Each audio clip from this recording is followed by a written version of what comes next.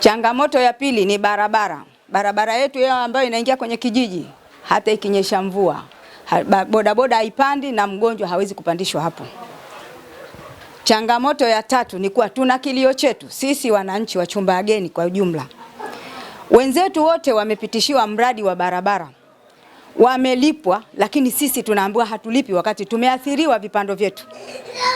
Tunataka kujua ni kwa nini serikali inatuonea wakati ibara ya kwanza ya mwaka 84 inasema mradi wowote wa barabara au huduma ya jamii ikipita katika sehemu husika, ikiwa kuna eneo la ardhi hiyo ni mali ya mhusika na anapaswa alipwe, na walitoa vigezo ambavyo inatakiwa kama ni barabara imepita, hospitali, uwanja wa mpira, shule, soko, mtu huyo anatakiwa alipwe. Sisi leo tumekatiwa vipando vyetu katika barabara ya Wambaa Chumbageni, lakini tunaambiwa hatulipwi kwa sababu gharama ni kubwa zaidi kuliko ni ujenzi wa barabara. Tunataka kujua ni kwa nini tunaonewa wakati wenzetu jirani tu wamelipwa vizuri sana, au ni kwa sababu mkuu wa mkoa ameoa pale?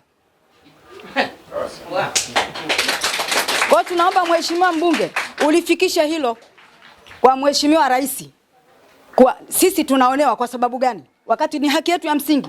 Barabara ya Chake mkoani inalipwa, lakini Wambaa Chumbageni hailipwi. Ni kwa nini? Hata kama mikarafuu ni zao la nchi, lakini ni mali ya mwananchi. Kwa tunapaswa tulipwe vipando vyetu na ardhi zetu ambazo zitachukuliwa na hatutoweza kuzitumia tena.